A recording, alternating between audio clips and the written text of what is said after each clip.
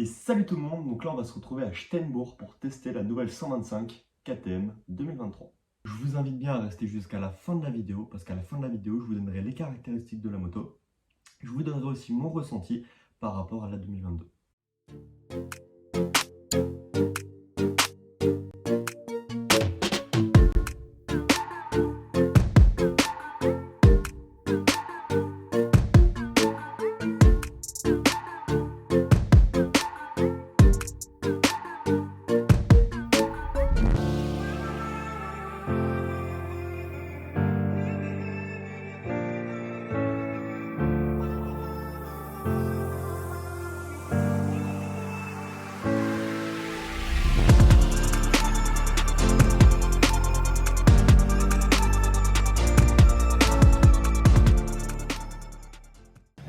Bon alors Léo, tu penses quoi de cette nouvelle KTM 2023?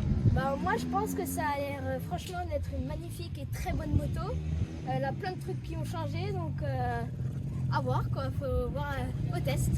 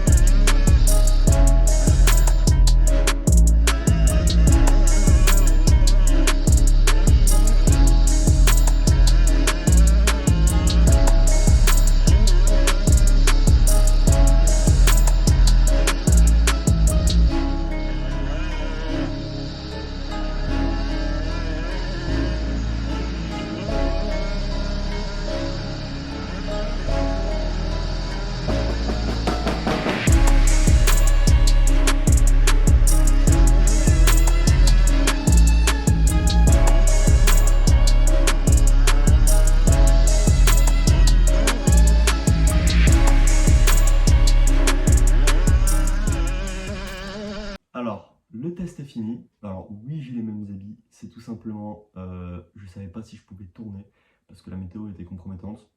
Mais j'ai pu tourner, il y avait même de la poussière, on a vraiment eu de la chance. J'aurais bien aimé vous donner plein de caractéristiques.